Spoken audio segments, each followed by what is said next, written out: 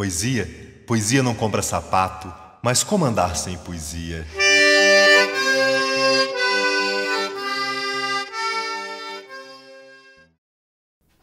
Salve, meus amigos, minhas amigas, salve aos estudantes, aos professores, né? Hoje estamos na nossa terceira aula, onde eu vou contar a história do livro Satilírico.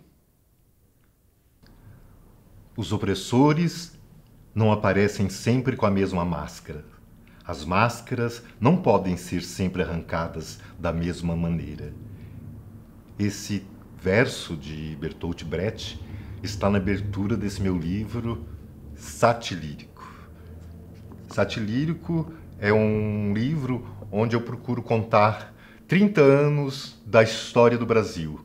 É um livro relato, é um livro jornalístico, sempre trazendo as últimas notícias daquela época, né? Esse livro é uma coleção de poemas que eu fiz na minha adolescência para a vida adulta, né? Porque são poemas que eu fiz na década de 70, quando eu ainda era estudante. E eu vou nessa história até 92. Aliás, 94, contando esse período da história do Brasil. Começando em 64, que foi o golpe militar que nós sofremos, né? Um momento muito sombrio para o nosso país, né? Tanto é que hoje eu tirei os livros aqui da prateleira para mostrar como que era o vazio, como era a ausência, o descaso com o povo, né? Havia muita fome, tortura, violência, assassinatos, pessoas que tinham fugido do país, né? Porque nós vivíamos um tempo sem liberdade e sem cor, né? Em 1964 eu tinha 8 anos, morava aqui em Dourados, né? E pouco sabia do que estava acontecendo de tão terrível no nosso país. Mas na minha adolescência, já com meus 14 anos, eu já tinha consciência do que era uma ditadura militar, né? E eu estudava aqui em Dourados, né? Estudei no Castro Alves, depois estudei no Presidente Vargas, no Oswaldo Cruz, né? E nessa época, o Presidente Vargas, que era uma escola pública, era proibido você de usar uma roupa sua, você tinha que vestir cinza, né? Todos os alunos tinham que vestir cinza, que retratava bem o período obscuro por que passávamos, né? Aquele uniforme cinza.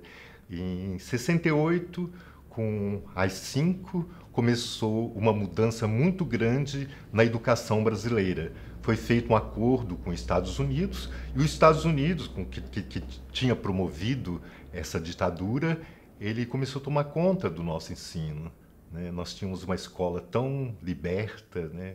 Nós tínhamos filosofia, francês, inglês, tínhamos arte, né? Tínhamos aulas de desenho uma vez por semana, aulas de canto, aulas de música, fazíamos teatro. Era uma escola livre, era uma escola alegre, e começou a ser proibido tudo isso. Tiraram, foram deixando matérias só técnicas para fazer massa de trabalhadores, e os livros eram proibidos, a música, a gente passou a escutar só as músicas que eles queriam, né? A censura era muito violenta.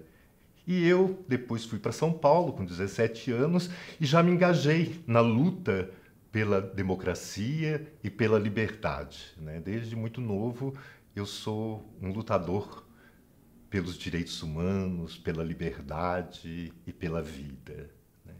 E eu fazia poemas, né? Poemas que na época eram proibidos, né, de ser divulgado, porque eu poderia ser preso, mas minha coragem era maior do que meu medo nesses tempos obscuros. E eu fiz até uma trilha sonora para uma peça que eu fiz, era uma peça proibida, que era La Revista, de Henrique Buenaventura, um escritor colombiano. E a música era assim: Um verso dela só. E todo dia era o mesmo dia, em cada passo a mesma incerteza, braço colado na parede fria e a mesma fome em cima da mesa. A gente sente um nó na garganta, a noite chega e a gente rebelia, a voz é pouca, mas não cala a boca, não cala a boca, ainda chega o dia. E assim a gente ia fazendo a nossa luta solitária, de pequenos coletivos, para tentar mudar essa paisagem que tinha sobrecaído sobre o nosso país, né? E essa foto que eu estava falando, que abre o livro, ela, que vocês viram aí na abertura, é da primeira manifestação a favor da reforma agrária em Mato Grosso do Sul, porque eu era um poeta engajado com a vida e então todos os movimentos me chamavam para falar meus poemas, né, nesses acontecimentos. E essa aqui foi está registrada aqui com muito carinho, que foi um momento que começou a se falar e a se pensar na reforma agrária no nosso país, né? E continuei em todos os movimentos, depois os movimentos pelas diretas já, o movimento pela anistia, né? O movimento pela terra, o movimento pela democracia. E assim eu fui participando de todos esses movimentos, fazendo minha poesia. E é sobre elas que eu vou falar para vocês. Era uma vez um monte de passarinhos e um homem. Havia água, passavam sede, havia verde, passavam fome.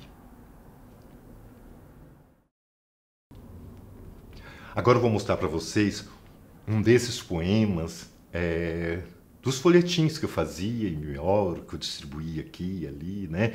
E eu fui convidado para fazer a minha primeira entrevista numa TV em Campo Grande. Tinha um programa chamado Recado e eu fui convidado para levar minha poesia. E lá fui eu, né? Muito feliz, tremendo as pernas, porque é a primeira vez que eu falava numa televisão, né?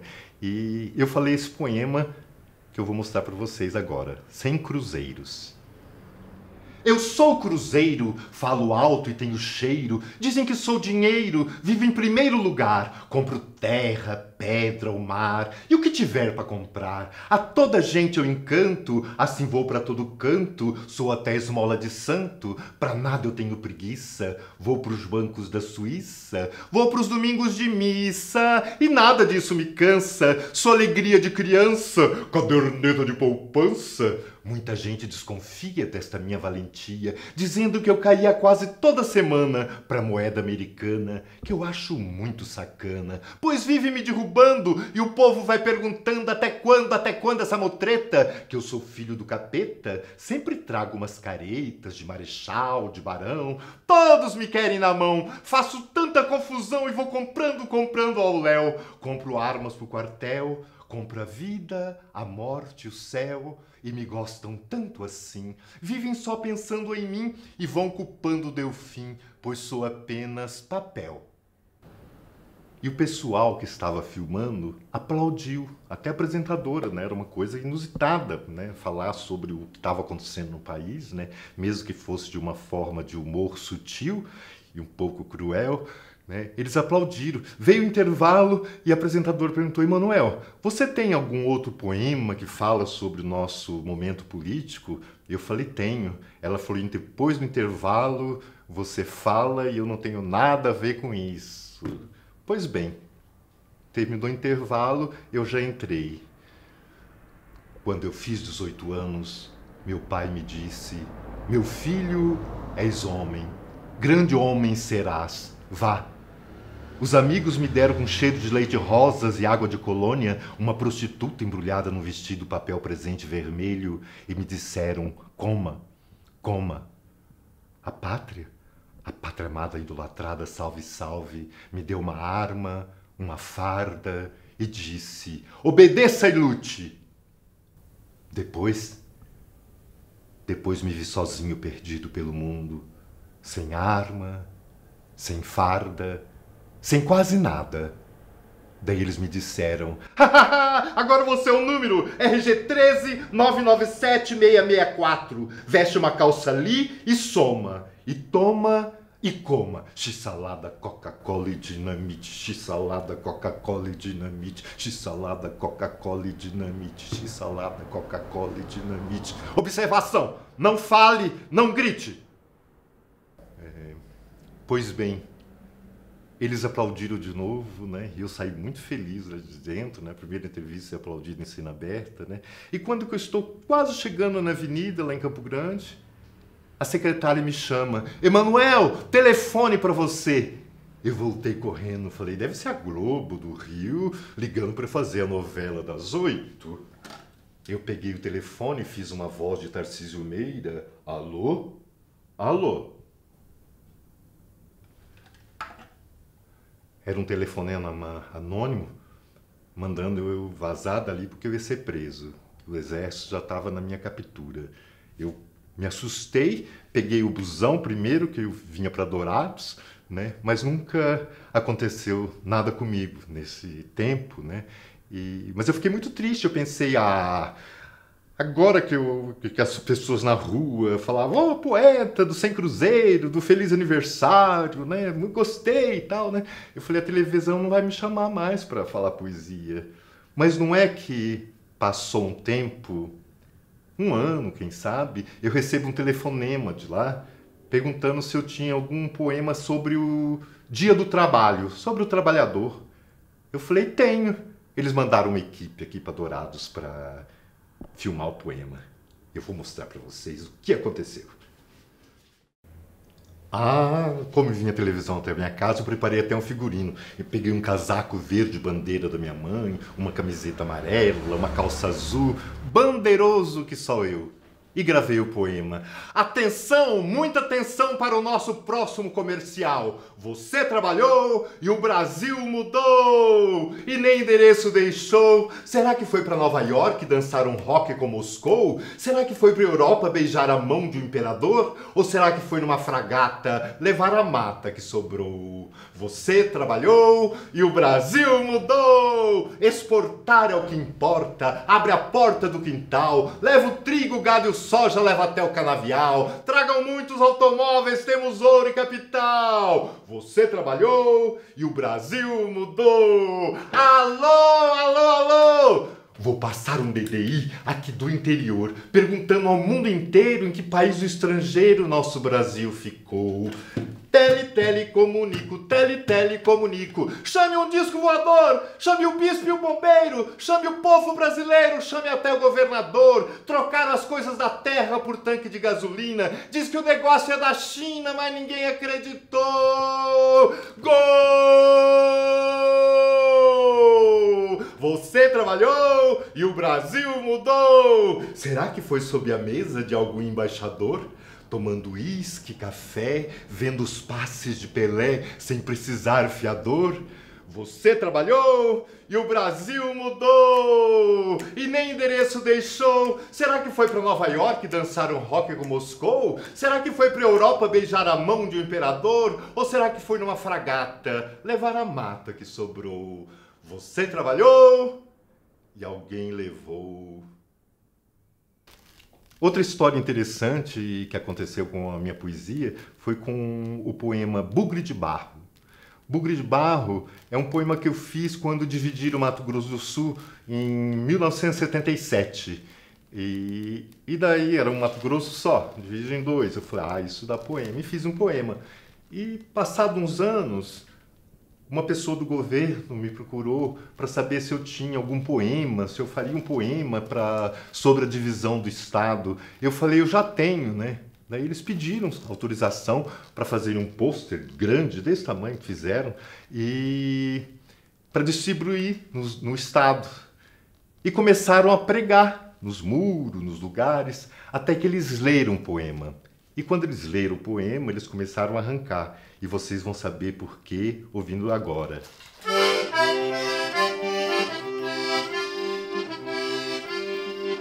Bugre de barro, berro de boi, meu Mato Grosso aonde você foi? Campo Verde, esse cerrado enfeitado de guavira, o que deu à natureza chega ao homem, arranca e atira bugre de barro. Berro de boi, meu Mato Grosso, aonde você foi? Fizeram no mapa um corte, sangrando o Pantanal, um lado sul, outro norte, na pele um gosto de sal. Bugre de barro, berro de boi, essa viola chora sentida, a história não se deixa para depois. É tanta terra que tem que ser dividida, a mão de quem será que dividiu para dois, fazendo no mapa um corte, repartindo o Pantanal. Um lado fica para o sul, o outro lado para o norte. Para quem não fica com nada, boa noite e boa sorte. E eu sempre nos palanques, né, com minhas poesias proibidas, né, e no movimento das diretas já, eu fui convidado para falar alguns poemas, né, nessa época eu conheci o Covas, Ulisses Guimarães, né, que era um baluarte desse movimento pelo país, e eu falei esse poema. Ah, lembrando, a gente não podia votar. A gente não escolhia os presidentes, os governantes todos eram escolhidos pelos militares, era muito triste. Então, nós, na luta pelas diretas, esses dias, meu senhor, o meu título de eleitor me disse: por favor, que agora eu vou falar. Você me deixa aqui de lado, eu vou ficando mofado, doido para ser usado e querem mais me enganar. Pois vão pondo o presidente sem perguntar para essa gente, como se fossem demente e não soubessem pensar. Dizem que não tá na hora, mas Virgem Nossa Senhora, quero a eleição agora, não aguento mais esperar. Eu fiquei de boca aberta, pensei, eu sou louco ou sou poeta? E o meu título, eleição direta, quero mais participar. Já não tenho paciência de ver tanta indecência, cobiçando a presidência para depois nos malufar. E afinal, fico só nesta carteira, neste bolso de bobeira, e essa gente brasileira toda querendo voltar. Depois de muitas lutas, né, tivemos anistia, onde aquelas pessoas que tinham sido expulsas do país puderam retornar, e tivemos uma eleição indireta, um governo de transição, assim chamado por eles, né? E Tancredo Neves foi eleito por um grupo de pessoas, né, porque não eram eleições diretas ainda, e ele veio a falecer e o Sarney entrou no poder, né, como o primeiro presidente civil, né. Por isso que eu vou até 94, porque nesse tempo ainda era de uma tristeza só o que esses governantes faziam com o país. Agora a pátria é do povo, gora a pátria do povo, ora a pátria do povo, a pátria. Agora a pátria é do povo, agora a pá é do povo, agora ria do povo, agora povo pá. Em 89 tivemos a primeira eleição direta para presidente do Brasil, depois de tanto tempo, né? E ganhou Fernando Collor, né? Que daí já começamos a fazer outro movimento, que foi o movimento do impeachment, que poucos anos depois ele sofreu esse impeachment. Eu tinha uns poemas que eu falava dele, né? E outros poemas, eu também virei o poeta do impeachment, né? Vamos assim dizer. E eu vou mostrar alguns poemas desse momento. Agora a bola tá com o Juscelino passa a bola para Jânio sai do campo, agora a bola tá com o Jango vai para a esquerda. Agora Triunvirato, Castelo passa a bola para o Costa Silva passa a bola para Médici passa para Geisel para João Figueiredo cruza para Sarney de cabeça para Collor e gol!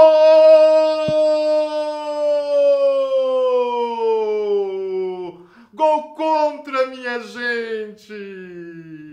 Mas o nosso ex-presidente era lindo, ele fazia esportes, a gente na beira da morte e ele de moto, a gente sem lanche e ele de lancha, a gente perdendo sono, ele de supersônico.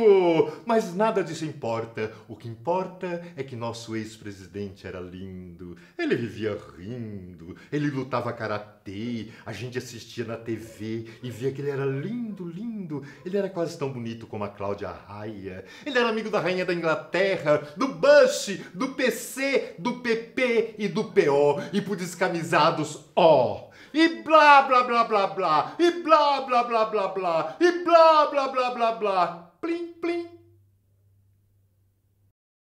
Este é um outro poema que se chama Impeachment, que eu falava nos espaços, nas praças, nas ruas, nas favelas, né? E para o povo brasileiro. Quando as paredes dos palácios apodrecem, quando sem pai ou pão a pátria amanhece, impeachment. Quando você percebe tudo e o que se vê supera o nojo em CPIs, PCs, POs, impeachment. Quando o menino abandonado te assusta ou se oferece, quando a verdade te assalta ou te empobrece, impeachment. Quando a pessoa que você mais ama te abandona ou desaparece, impeachment. Quando por muito menos outros já deram um tiro no peito da história, impeachment. Quando a miséria mata, a fome, a peste, quando palavras como dignidade e ética quase desaparecem, impeachment, impeachment, impeachment.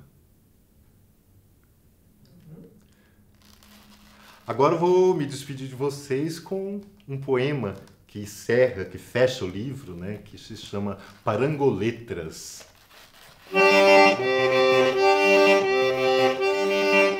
Meu país, eu digo, e muita gente diz que é muito legal, diz que foi descoberto por um tal de Cabral, dizem que já foi terra de Portugal, já teve nome de santa, hoje tem nome de planta, que é pau-brasil,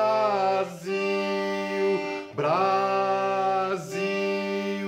Meu país, de todas as raças é a mais pura, por ser pura mistura, doçura de todas as peles, amarelas, claras ou escuras, famoso pelo futebol, gosto gostoso de café, tem gente de todo mundo, capoeira e candomblé, e tem até um rei chamado Pelé, e tem até homem que vira mulher. Meu país, eu digo, e muita gente diz que é muito desigual. Tem fome, favela, miséria, cana, canavial. E tem muitos planos debaixo do pano no Planalto Central. E dizem que agora é neoliberal. Meu país tem Elis, tem Leila de Olinda, Carme Pagu, tem Caetano cantando em azul, tem aves raras, araras, tem tuiuius e tem Betinho, Ayrton Senna, Zumbi, Oiticica, tem Secaçu de Caju. Meu país tem Maria Bezerra, João Raimundos, tem todo mundo e tem Raul Seixas, tem peixes dourados, piraputanga e pacus. Meu país tem centro-oeste, sudeste, norte, nordeste, tem sul. Meu país, eu digo, e muita gente diz que é muito legal, diz que foi descoberto por um tal de Cabral, dizem que já foi terra de Portugal, já teve nome de santa, hoje tem nome de planta, que é pau-brasil, Brasil.